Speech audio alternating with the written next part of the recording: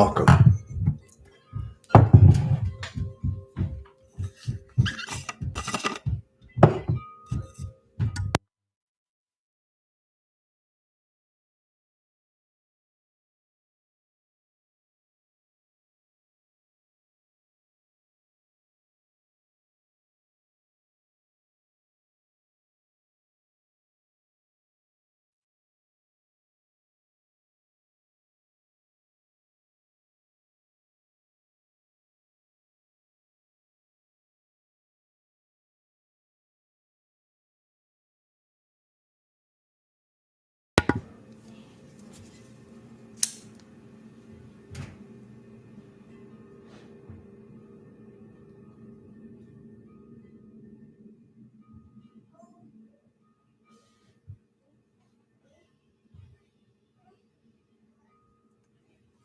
Morning, Joshua, Kinsey, Tom.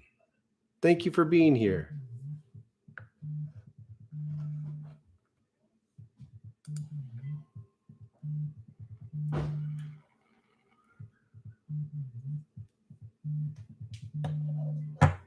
This is changing time, folks. Changing. Transformation on a level. Oh, goodness.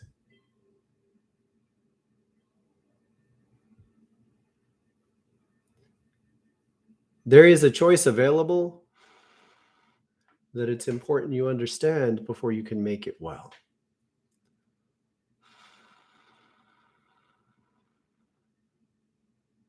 Invite your soul into your body. It's an amazing, amazing choice.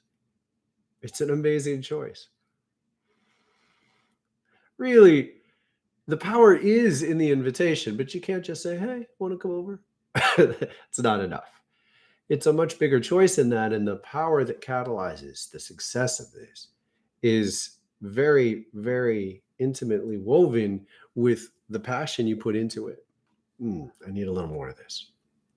The passion you put into it is an affirmation. It is the catalyst that makes it possible. It's the magnet that draws you in. It's the lighthouse that shows the way for the harbor of your soul to rest right here. Now, the beauty of this is it really is in the solar plexus. You're inviting your soul to live in your solar plexus. Once you do this, you become more intimately alive. This is sort of like, if we've been talking about waking up up until now, we're talking about getting out of bed. When you're waking up, you're still halfway in dreamland, or in a healthy awakening. You get to spend a little time in between where you're awake, but you don't start moving yet. In many, many ways, people can be in this phase for years. Now, as much as I register the conversations online in particular, on YouTube, people are essentially treating awakening as a done deal. Like this is what it is. And really, that sort of amounts to someone waking up, not even opening their eyes, and then sort of like dream telepathically communicating with everyone else. This is what it's like. Look, it's time to get out of bed. And to get out of bed, you have to do this level 2, which is in that awakening in between space is an opportunity. You're being present with your soul. You can say, stay with me, stay, live here. And when you do this, everything becomes more vivid.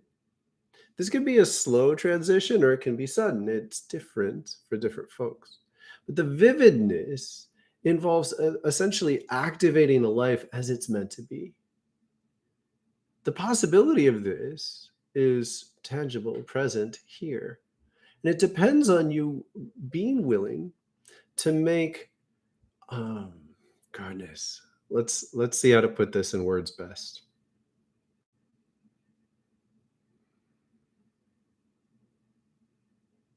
It's a gentle change with deep significance. But let's focus on the ease of it. You start thinking with Gaian presence. You start thinking with Gaian presence.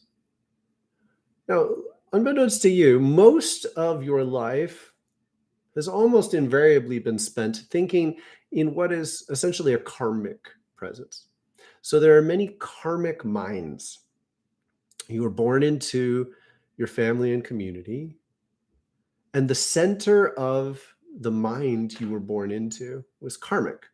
What that means is you were living in a manner that was set to digest karmic energy. Every single person involved was trying to digest karmic energy together. And there's certain basic patterns that involve, cultural choices. You can listen to this kind of music or this kind of music or this kind of music, but it all channels you into a space where you're dealing with the latent forces within you, not just the forces you've created in this life, but forces that you've created over the course of other lifetimes as well. So you don't have to know this for it to work. You gravitate to the music you gravitate to because it channels the rhythms of your karma. These were karmic rhythms. All of it was essentially existing, for all intents and purposes, in the clouds. Even really this is awkward and it's kind of intense. Well, it doesn't have to be intense. Just it was at the atmosphere. It was at the boundary. Really, this is where the consciousness was. So part of your mind was living well outside your body. And the fields of energy that exist there still they create a boundary. This boundary functions in two ways. One, it's actually like an external compost pile. It's like a way to externalize, and you're trying to delineate this way is the karma that we leave that has nothing to do with the earth, and then here's the earth. Now the earth is sorting. So it's saying some of the elements of the karma you've brought to me belong back out, send it back into the universe, away from this planet. And some of it belong here. When you came here, it was all tangled together, and that's part of why you came. And then it gets separated, and now you know this way is the earth and this way is the atmosphere. That's it. The choice to make your consciousness Gaian means you start thinking every day with Gaian forces. But here's the thing. They don't stay silent.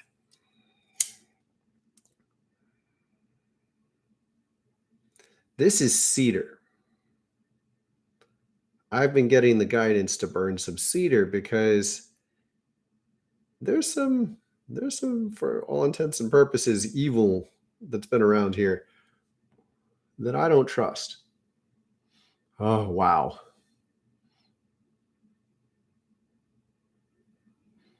Wow. Gaia is offering you this space, but it's more like a marriage than you might want. It's one thing to say, oh, I've got a council table of all my different guidance, and we're going to give a Gaian consciousness a seat at the council table.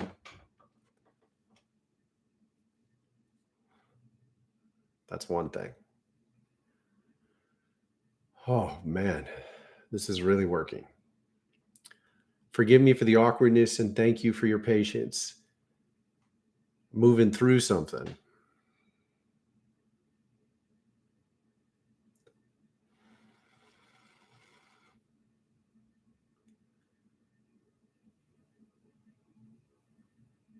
You have to rest in the consciousness change and then say no to elements that inhibit you.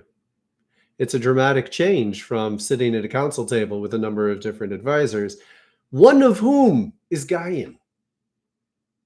You see, much of your life you have not lived on Earth. Your mind has not been on Earth. It's literally been at the atmosphere. It really and truly has been in the interplay between satellite signals that give you the TV channels that you watch. And it's not just television that does this, but television catalyzed it. So you think in there, and then actually, unbeknownst to you, the purpose of a lot of this, particularly before the internet, The purpose of much of this was to get your consciousness to connect with other people who watch the same things. So the people who pay attention to the same things actually begin to collect their mind in a gentle version of a flock of birds. Have you ever watched a flock of birds move? It moves as one thing. You wouldn't say that bird's the leader. It doesn't work like that. They're moving like this, and you can gentle your mind and step back and see how they're one being of sorts. You have been operating like this within communities of people you connect with. And as you live, you're thinking with each other. Now, you've probably had several communities that work like this. And so to navigate a healthy life is to find a balance. And an unhealthy life, you're feeling pulled toward things that you don't have fulfillment for, you don't have enough connection. In a healthy life, you're navigating these balances, but I'm telling you that much of it has been just out in the atmosphere. The choice that's available to you is to invite your soul to live here. But I'm telling you, there's one thing that happens when your soul is orbiting the earth. Now, again, this is a tough one, but we're talking mind, body, spirit for the most part. Your soul is not the same. Your soul is that part of your eternal self that's aware of all of your existence in relation to this sun. It's much broader, much longer by certain ways of seeing than any individual lifetime. There's an incredible potential in inviting this to be here, but I'm telling you that when you shift from your soul orbiting the earth to inhabiting your body, it's not like, okay, tomorrow I change my mind. It doesn't work like that. It doesn't work like that. And that's why it's essentially again and again and again, you're asked, do you really want this? Do you really want this? Do you really want this? And you have to say yes. You have to say yes again. And you have to say yes again. And if you ever say, I'm not sure, then you get guidance and support with whatever parts of you aren't sure. What that typically means is you still have some kind of karma that doesn't really like the idea of being here, and you have to spend time with that.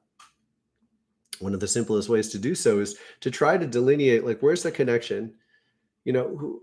How can you gravitate with other people through an interest, likely some kind of story that you enjoy listening to, some kind of game you like to play, and let yourself do it, even though you think you're beyond it. I realize this might be a tenuous connection for you at first, but really and truly, is there something you used to love to do that you no longer do? And you kind of measure, I'm over that. You might have even built a bit of an ego, like I'm beyond that. Can you let yourself go back? Don't be afraid that it's like going to consume everything, and spend some time there and be like, what? What is it? What is it that draws me here? Because if there is a charge there, that charge can be lived out until it's largely done. Now, you do have to make some choice. You have to realize when something's not working for you anymore. But I'm inviting you to ask yourself, honestly, to look backwards and say, is there anything you need to revisit? Because it's in revisiting a past you might have cut off a little bit prematurely that you address those aspects of yourself which might be saying no to your core guidance now, to your core desire to be a part of what this is. And now we can begin. That's your homework. Really, do it. Talk to us. I invite you to join the community, the sanctuary, through the community tab on the website. Please write to us if you have any questions. Talk to people here. Find a way to delve into what matters to you. But what we're doing is we're creating a shared flock energy. There's no precursor to the kind of role I play. I assure you, I'm closer to like an apprentice to a Gaian force than anything else. But I'm an apprentice who knows how to say no to all sorts of people who would try to be gurus and teachers and such, because I'm tapped in very deeply with this Gaian presence that it's much more powerful than anything that can be conveyed through a karmic mind. And you get to make a choice. Do you want to be part of a Gaian presence? This is one avenue. This is one powerful avenue. But to do so, it can't just be, it's not the same as, a book club. It's not the same.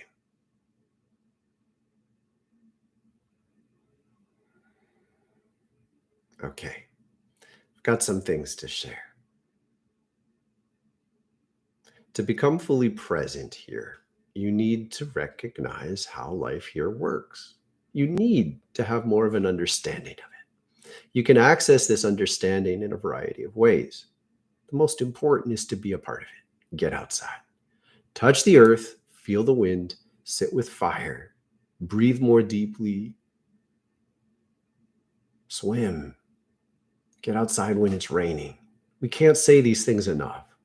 We can't say them enough because it retunes you. It retunes you. If you cannot enjoy these circumstances, if you can't enjoy feeling the elements, you immediately know that you are resting in something that is not present in Gaian consciousness. It's this simple. The quickest and most graceful way to access being present in Gaian consciousness is to enjoy being here. But one of the most crucial measures of this is to find a joy that is not as simple as a purge or a bath. Many, many, many people have a relationship to the elements that's essentially just, it's a temporal. It's like you're going to dip into them and then leave. This is beautiful. You're invited to do this, but understand there's a difference between that and maintaining an ongoing presence with the Gaian mind. To go deeper, further in, higher into the consciousness of the world, you have to recognize this paradigm shift. And the paradigm shift looks like this. You think you're thinking up, and up goes away from the world. I am telling you that much of mainstream reality that many people all over the world share works this way. If you succeed, you actively bring your consciousness up and you become a star. The stars are watching us. Truly, truly, truly. Beings who represent the love and energy and presence of different stars are watching us. We're like a channel that's available to watch. When they witness on the earth, they watch things and they actively pull people to play roles that fit, that they like more. So it absolutely makes a difference which stars are closer. And when the Pleiadians or Arcturians or Sirians, Sirius is very close to us. It has a very different relationship. When they watch us, they draw individuals, they invite individuals to play a role, and those individuals rise up away from the earth. Their consciousness is literally centered further from the earth, even though they seem to be winning a role within the earth. But we're not really here. This is the invitation that you recognize that much of this is happening above what's present on the earth. The consciousness shift that happens is that you begin to see high entirely differently. High becomes the center of the earth.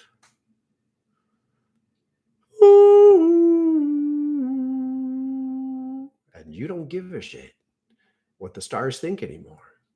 It's no offense. It's just this is not where your consciousness is centered anymore. It's all about presence.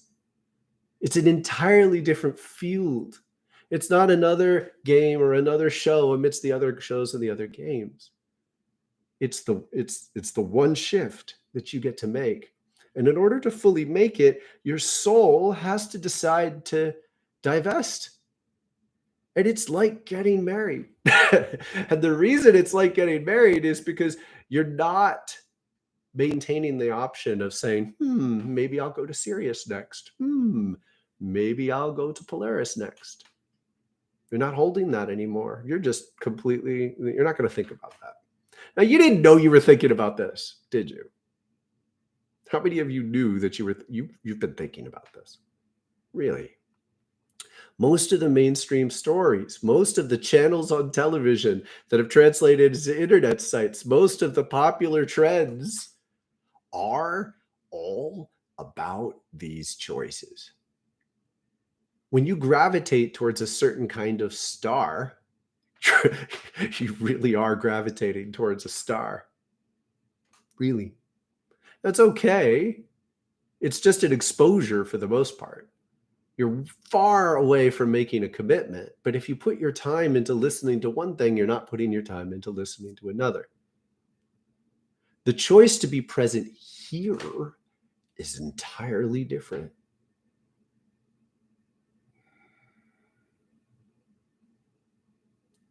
I once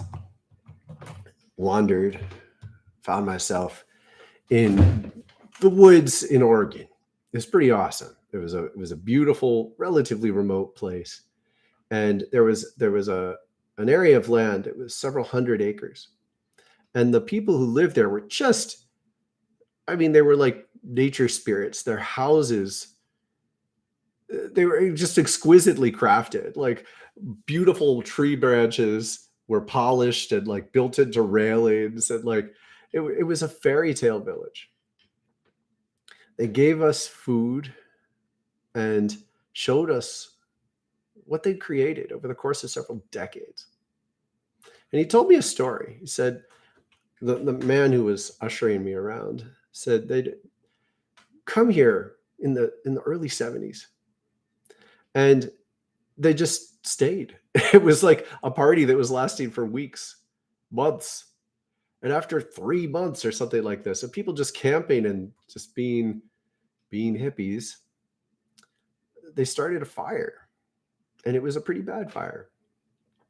And fire, forces, state fire had to come in and help put it out, and they kicked everybody out. And people came back after a little while, and they noticed one guy who'd been there all along. And they just like sat down with him, and he said, "Gonna have to ask you all to leave." And they're like, "What are you talking about?" And he said, "I actually own this land." And they were kind of stunned. He'd been there the whole time. And so a lot of people did leave. But this man who I was talking to said, "I want to stay. What do you need?" And he said, "I don't think I can do that. I don't think you'd value it enough." And they had some beautiful conversations over the course of the next weeks, in which he talked about how much he cared about the space and how much he wanted to hold the space in a way that gave people a chance, but also taught them to love what he loved about these forests and these streams. And he'd chosen to do that by being there, but not seizing control. I was shown this for a very real reason, because 8 families stayed, and they made it work. They got financing through the guy who owned the land to buy the land. They all got jobs, but jobs they loved. One of them was preserving wildlife. He was a state representative who tagged owls, who helped protect ecosystems by proving how they nested and how deforestation affected them. The man I was with and his wife built beautiful houses and wove baskets.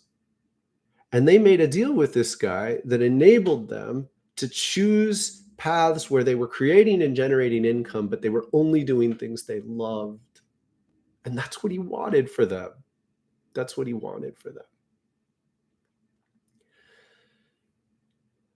This is what Gaia wants for you. She is the voice that's always been in charge, but has not asserted her power. Over the course of a long period of time, she has not asserted her power. On purpose. She said, "I will take your pain. You want to know why we haven't stopped pollution yet? You want to know why we haven't stopped the burning yet? Because she was actually saying, I can take your pain. She is setting up to stop it now. What that looks like is calling us and saying, who will help me put out this fire? Who will help me cherish what I've created? Because you have not been cherishing it. When sickness and disease enter our blood system, enter our bodies, when we ultimately detox it, it goes through the blood. Blood carries toxins to the various organs that process it, but blood has limits. There's a limit to how much the blood can handle. You fill it up too much with junk, and you're going to have a heart attack. Sickness enters the rivers. Sickness enters the oceans. She can take some of it, but she can't take all of it. When people dump plastic into the rivers, because it's mostly dumped into rivers that flow down to the mouth and then out into the ocean. When people dump into the rivers in this way, that is hatred. That is self-hatred. That is pain. That is disregard for their community. That is disregard. That is disregard for the gift that is this life. And she's saying, I will take that pain. I will take that loneliness. I will feed you more and give you another chance tomorrow to learn to love a little more. She's creating space for us to learn to love it here. But she's stepping up to say, you can't stay unless you cherish it now. That's what she's saying. And you know what happens on a realistic level? People lose the urge to stay. Literally, they lose the urge to live. Doesn't mean you die right away. For the most part, it does not mean you die right away. It means you live out your life numbly, and when you're done, you'll leave. Most likely, you'll leave. It means in many cases, people won't have children. Now, there's no shame in this. It's not an intrinsic choice, but it just means if someone doesn't love it here, they're likely not to want to rest here, to feel a continuity of joy here. You can find other ways to do that, but you have to do it. What brings you to life here? I invite you to realize that there's a threshold that you've probably been bumping up against and pulling away from. You tell yourself, why can't I be healthier? Why can't I be happier? Why can't I go after my dreams? I'm telling you. Because unbeknownst to you, unconsciously, you've been brushing up against this boundary. And this boundary is the point at which, in order to fully embody your dreams, you have to fully embody. You have to embrace what it is to have your soul live here. It's beautiful. It is really, really beautiful. But it is very much like a roller coaster ride you can't get off of midway. You're making a much deeper commitment to a longer journey.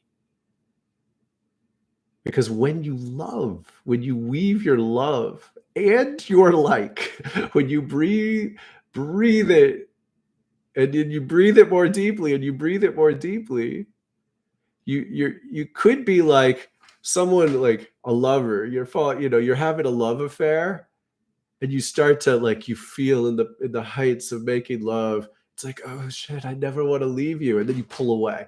Every time you feel that, like, maybe we should get married and have babies, and then you're like, no, I wasn't trying to do that. Can you relate to this? Can you recognize within you the point at which you are actively pulling away from the joy, because some deep part of you knows if you stay in that, you're not getting out. You're not going to be able to pull. You can't just dip in, experience it, and then come back and rest. Because you're resting at the atmosphere. You are orbiting the earth. Your soul is orbiting the earth. You're living in the satellite signals. They're real. They are real. You're living there. Your consciousness is living there. And it was designed to be a halfway step. It was designed to give you the opportunity to step down into your body. Truly. It was designed to give you this chance. Will you take it? Any questions?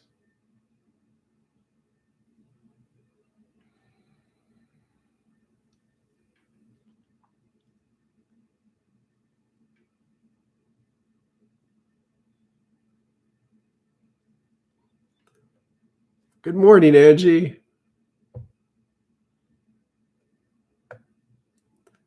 Good morning, subscriber 2692. Oh, it's nice to have you here. Good morning, Ryan. It's really awesome to see you guys. If you have questions, I'll cap them so I can see them easily, and I'll just keep glancing down. I'm going to be a little less of a channel and continue to tune into what is most important to share, but I'd be honored to connect to whatever questions you have from now or over the course of the past several weeks.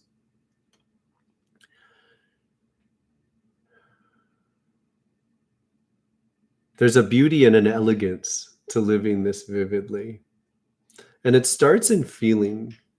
The easiest way to access Gaian consciousness is through feeling.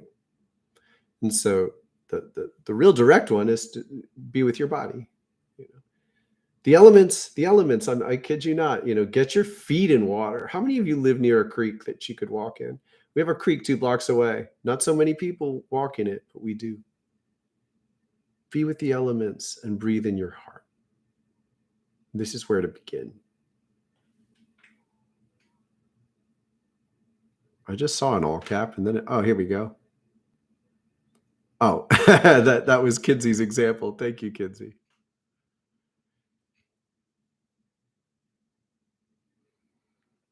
There is no shame in taking it a little bit slowly. A clear sign that you're still pretty much mental, like you're still focused very mentally, is if you engage breathing and you feel very disappointed when like you don't keep it up longer. I encourage you to cherish what happens if you breathe for a little while, 30 seconds, a minute, and your mind drifts away. That is a tremendous change. For a life where you're not used to breathing consciously, you start to add that in there. It's really powerful. It's really powerful. And the unity is just like, it's a gift that keeps on giving for a little while. Treat it with this power because you can have a number experience. You can pay attention to your breathing and have it not be as vivid. I'm inviting you to realize one of the best ways to make it vivid is treat it with respect. Like, if your mind is pulling away, be like, that's some powerful shit, that breathing, really.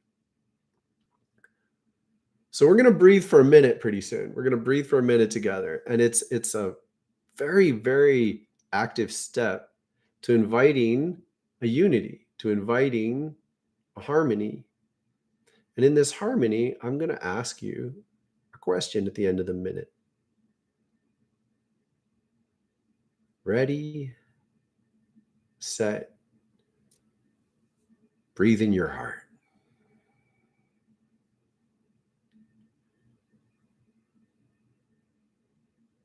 No effort. Does it feel better to inhale, exhale, or pause? The pauses bring me deeper.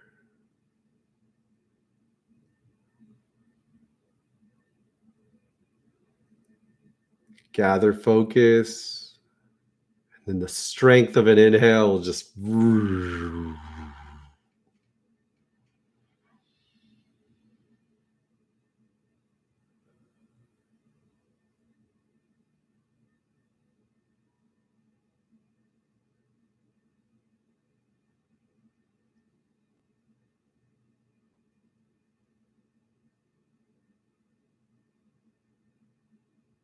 let it change.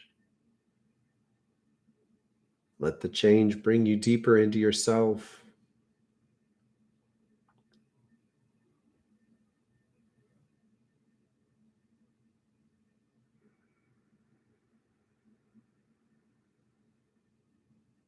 Just feel grateful for every measure of joy, pleasant presence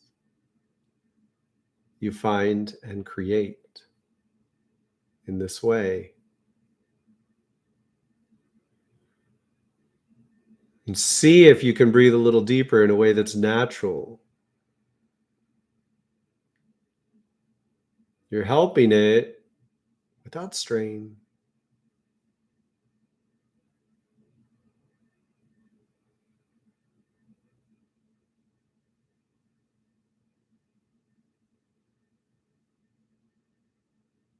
What do you really want to do today?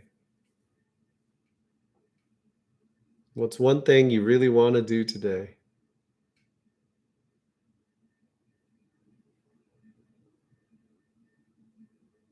Can you now commit to creating space to do it?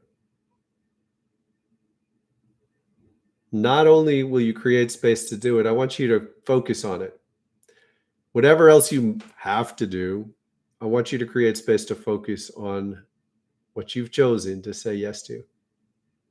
This is the power of the chakra magic we begin with.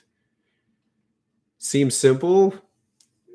It is magnificent. It is magnificent on levels that I cannot only begin to introduce. You take a minute, not much time. You breathe consciously. It's just a minute. You can do it. Then you ask yourself to focus on one element that resonates with this deeper depth. No matter who you are, you can make a little bit deeper a space than you're used to. If you're used to like moving like this, you sink down a little lower. If this is lower, deeper into yourself than you normally get, that's all. That's it. Do you get how powerful this is? You don't need to be like me. You don't need to be like her. You don't need to emulate someone. You just need to get this much deeper than you normally get. And within that space, you identify an activity or a focus, a commitment you can make that resonates with that deeper depth. And then you do it. Then you do it. I invite you to realize that the practice of doing this on a regular basis transforms life, just in absolutely magnificent ways. It's such a simple practice, but it's like, oh my goodness. Oh my goodness. You are actively creating yourself at this deeper level. And in 3 weeks, your breath will sink this deep. It'll go this deep. Now, the first thing you find, and this is why I emphasize so much, like being willing to go backwards. You might call it backwards. People often make changes and are like, I'm above that. I'm beyond that. It's one of the most common places that you lose a sense of joy, because it's likely that you've overdone things in the past. It's likely you've over-relied on a particular substance or a particular form of entertainment, and you don't want to do that anymore. You know that it was getting in your way. You know it was inhibiting you. And you're right. It was. I'm inviting you to revisit those things from a spiritual space we create together. And part of the point is to actually teach yourself that it's better here now. When you can go back into an old form of entertainment, or smoking pot, if you gave up smoking pot 5 years ago and you smoke it, you do once, and you say hi to your old self. You go to a gym if you used to like, you want to be a yogi, but you used to love exercising in a gym. So go to the gym, enjoy it. Give yourself some of the older pleasures. And what you're going to find is two things. One, some of your joy probably got lost there. And that's why when you breathe more deeply, you're going to find those old joys. That's what's going to be waiting for you. And that's why people often don't move through the initial depth you can get to. So you give yourself that. And what you do is you invite yourself to trust that what we could create together, us, in this circle, particularly in the sanctuary, in the Wildflower Sanctuary, available to join through the community tab on the website. We're creating something together where the power and dynamic spirit that we bring to life can transcend any of your old joys. Really, it really can. And it will only be stronger if you allow your old joy to sit at the table with you and be like, yeah, okay, I get that. It's fun. Kind of spins me out a little bit. Last week I smoked pot for the first time in a year, and it was fun. I missed it. You know, it was like I did, but it also kind of spun me out and left me like I had a tension in my back all yesterday from it, and or day before yesterday. It was like I brought to life a song that was out of harmony with the song I'm singing now, and it is honestly pretty easy. It's pretty accessible to address an old pattern and then recognize what happens. Just watch it. You can both watch the peak, which is usually pleasant, there's joy in it, or you wouldn't want it. Watch the whatever focus makes you happy about whatever activity we're talking about here. And then watch the consequences. You know, watch if it harmonizes with the rest of your life. Watch if you lose or gain motivation to do your spiritual practice. Watch if you want to get out of bed in the morning. Watch if you want to feel the sun. Just watch. You can take the fear out of any sense of addictive potential of old patterns by having more awareness around how you behave.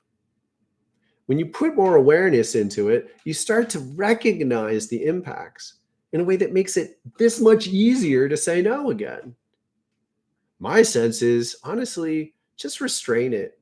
I'm reading some old novels that I haven't let myself listen to a story in so long, and I'm listening to stories, and they're not reflective of the value systems I want to believe in. They're kind of escapist. And I'm finding I appreciate that. As I let myself do it, I typically get bored, you know, because they're not nice. They're not, you know, they're not loving in the way I want to infuse within my thoughts.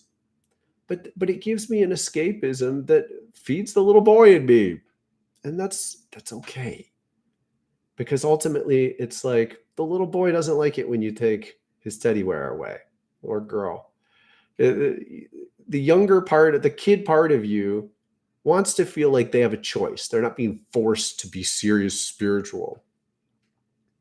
When you invite them in this way, you move through the old layers of childhood joy, and beneath it, you find yourself.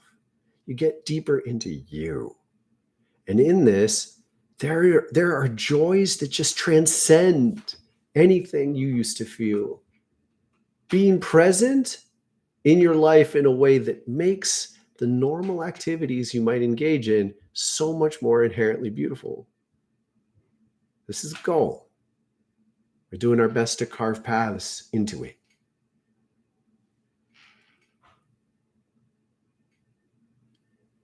You are welcome, subscriber 2692. She talks to angels. Thanks you for being here. Thank you so much for being here. She talks to angels showed up and made a comment recently. I swear, for several days I was getting, she talks to angels, you know, they call her by name. Just running through my head for days. It's hilarious. Beautiful alignment. You are welcome here. I'm really feeling, oh wow, really, for real?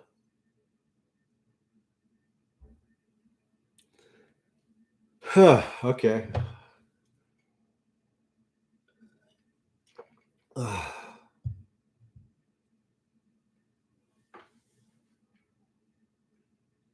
Last night I was woken up in the middle of the night by a presence. A more intimate guidance than I've experienced in a very long time. Really cool. So cool. I was at the edge of like wanting it to be over. I was like scared to be seen so deeply. And yet just absolutely like transcendent of like intimacy as sexuality, transcendent as of threat. It wasn't like a drowning in okay. It was just like, I'm okay. I'm okay. This being was present with me, like making magic in the air right in front of my consciousness. It's really cool. He's with me now. And he basically said like this. Let me tell you how I operate. I will help those. And I saw him like he was sitting on a hill and there was more height behind him. It's not like a mountain, it's like a hill. But he's like, I'm going to come down to here. I'm not going down here. You got to get yourself to me and then I'll help you. If you can't keep yourself here, I'm not going to follow you. That's not what I do. I'm not suffering for you. To me, it's suffering to go into these spaces. I'm not going to. But when you get yourself to here, I'm going to help you. Oh my goodness. The intimate presence of just helping me recognize how certain flows of energy are working in my system, just really, really cool. And he's communicating to me that essentially this is an ongoing project. And I've known for a while that Thoth is guiding us into connection with a community that exists of non-physical beings that are here to teach us how to live on Earth in a really beautiful way. He first asked me, he said, so who's Thoth to you? And I said, and I stumbled a little, and I said, he's like a gardener of the earth. And he started laughing. He said, that's pretty much the only definition he accepts. It's hilarious. You know, it doesn't want all these others. That's what he is. And because he's played so many different roles, that's the point of Hermes Trismegistus. I never say it quite fluidly. The intention is he's played different roles. The point is to relate to him as the being that chose to play these different roles over the course of different periods of history. The role he's presencing himself to me now as is more akin to a gardener of the earth. And he's helping to make choices. He's literally doesn't have to weed. It's almost like he looks at a weed and says, do you really want to be here? It's like that. And people are leaving as a result. And some folks are terrified of him. Terrified. He keeps teaching me to recognize that this is the case. He's like, I presence myself as an absolute monstrous being to many who are just, they're not going to do it. They're not going to stay here. And they're growing in a way that's just, it's sick. And he basically teaches them to leave. So I'm hanging out with my new guide and he's just affirming all this. And something about the perspective, it's all come through Thoth, but I can't tell you enough. It's almost, most typically, it's almost like Morse code. Like I'm translating messages I get from him. And increasingly, so over the course of years, every once in a while, I've gotten these intense visions and they've kept me focused and going, but I haven't necessarily understood much about the mechanics of why it works that way sometimes. And now I've done enough work to bring my consciousness out of karmic commitments that are not healthy. And they're inviting me to recognize that it's a reversal, that yes, it's akin to moving up a hill, but you have to get the perspective, you have to flip to recognize the up is what we call down.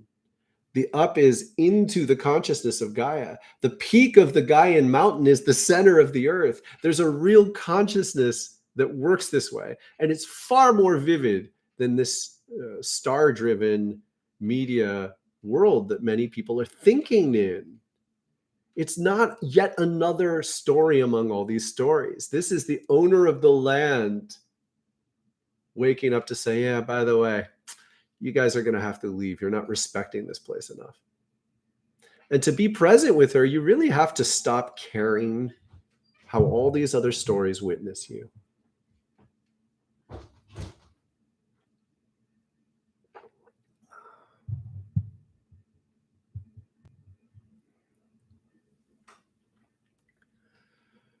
We are here. We're here at her invitation. Oh. So they're going to have to teach me much more before I take you much deeper. He's trying to teach me to have his standards. I often have the urge to meet people where they are, and it takes me out of my center. For years, I've tried to teach not to do that because it's been such a powerful lesson for me. He's tried to teach me to turn around and sit on the hill with him and watch and be patient for you to do the work you need to do. I've given you a lot today. There's so much to do, and it's sort of like, do you do it or not? Do you do it or not? I just watched a little YouTube short with a woman who, she does spiritual coaching of some sort. She said, honestly, if people won't exercise, there's not much I can do for them. That one's kind of an either or. If they don't exercise and they want me to be present with them and their problems, I find it just doesn't make much progress. And I find something quite similar. You have to do a practice of some sort in order to get yourself to a level of health where you can stay present enough to do the next levels. You can't skip to the next levels because the baggage of that we carry within our body's tension patterns is it's an energy field. Our body gives us the ability to transform a lot of energy. And once we do that, there's this whole layer of confusion that's gone. It's not everything, but it deals with a lot of stuff that you could spend a lifetime thinking about. You're not going to make any progress. You've got to do a basic level. And then you get up to a certain height and we meet you. They got me by bungee cords, and I stretched the bungee cords, reaching down as far as I'm comfortable reaching. And for the most part, they give me less slack than they used to. They're saying, if you want to stay with dice, chill out how many people you want to reach. One of the key things that this new guide did for me last night was say, one of your biggest imbalances is that there are several thousand people who watch this channel every week. There are more people within this several thousand who want to be closer, who want to be more committed. He wants me to focus on you and chill out on the spread. Chill out on the spread right now. Let that work. And I've been a little kid, wanting to grow, and it's exciting when it does. I want to reorient now on those of you who are ready to come deeper. Xander, I just looked at you. Good rising to you. I really would love, we're going to give a little more time. I initially thought that I was going to cut off the what we call the legacy membership in the sanctuary already. But I think I want more people first. So please, if you have any thought to this, what we're doing is there's a monthly membership fee. And when you sign up at the legacy rate, you're going to keep it forever. And I at the moment it's $10, and I'd like to get this up to probably 50.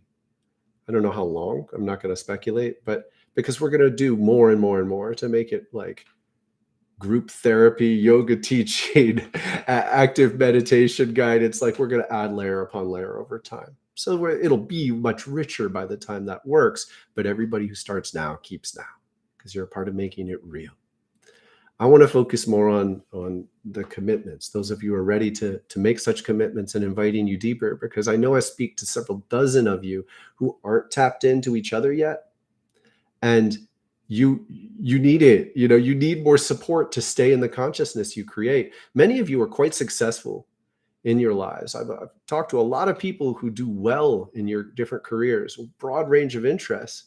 But you're the spiritual person in the community. And in some cases, you don't want to presence that. You don't feel comfortable asserting your spiritual perspective because it doesn't fit in.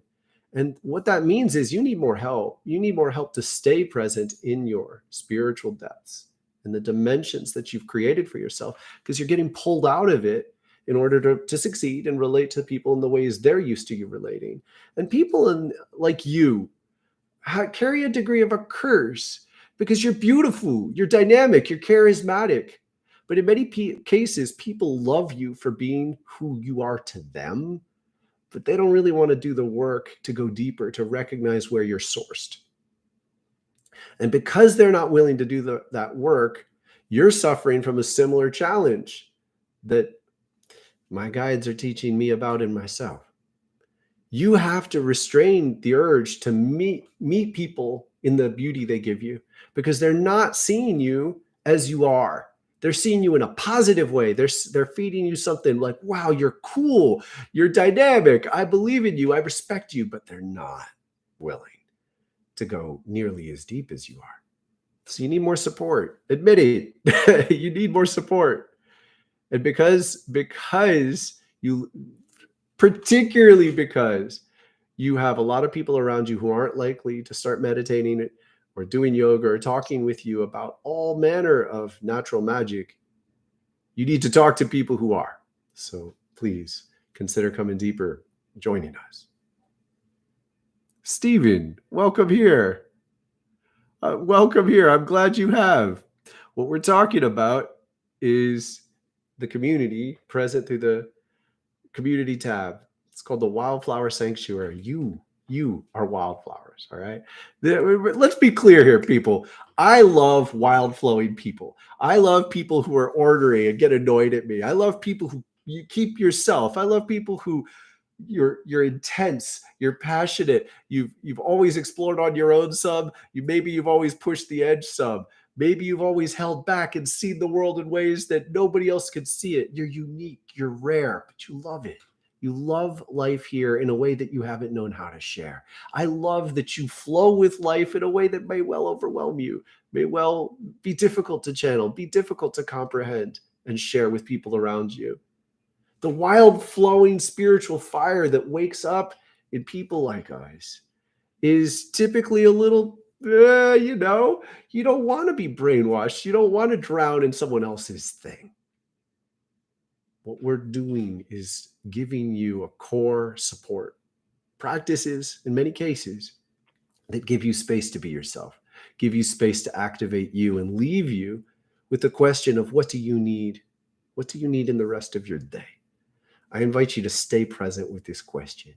Whenever things don't work well, you take a minute, you breathe in your heart, and you say, what do I need in the rest of my day? Let's do that together in about half a minute. In about half a minute, I'm going to invite you to sit still, stand in a centered way.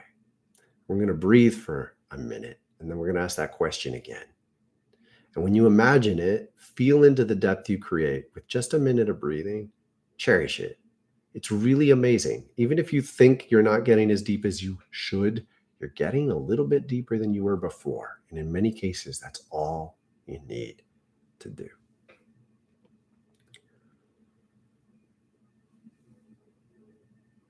I invite you to breathe into your heart.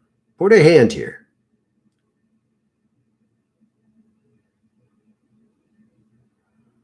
Breathe in a way that feels good. Let go of your mental expectation and let it be the rhythm that feels good now.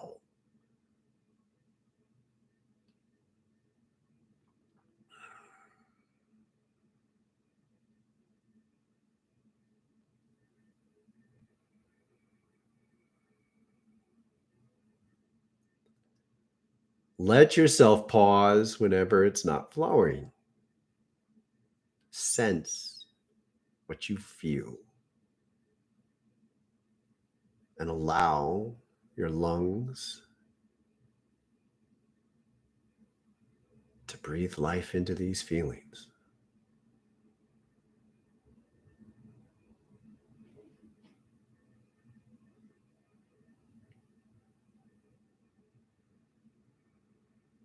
What do you need to do today that will bring you joy?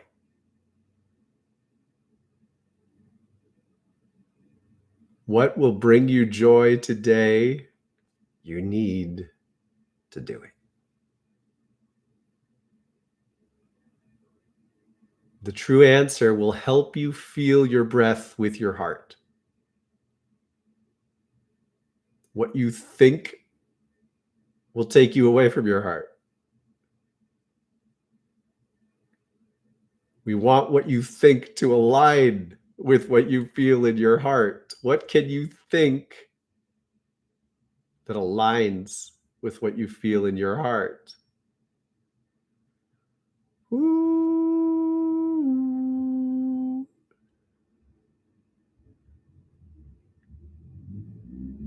When we're done with the readings, I'm going to go get a coffee and stand in the creek.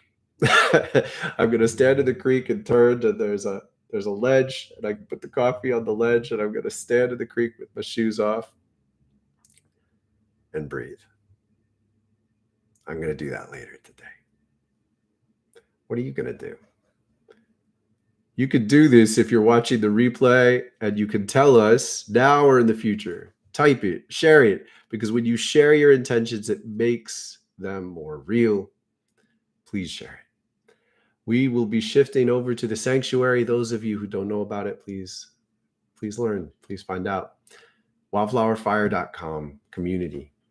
It'll show you how to get in. Much love be with you and your families. I will see you soon.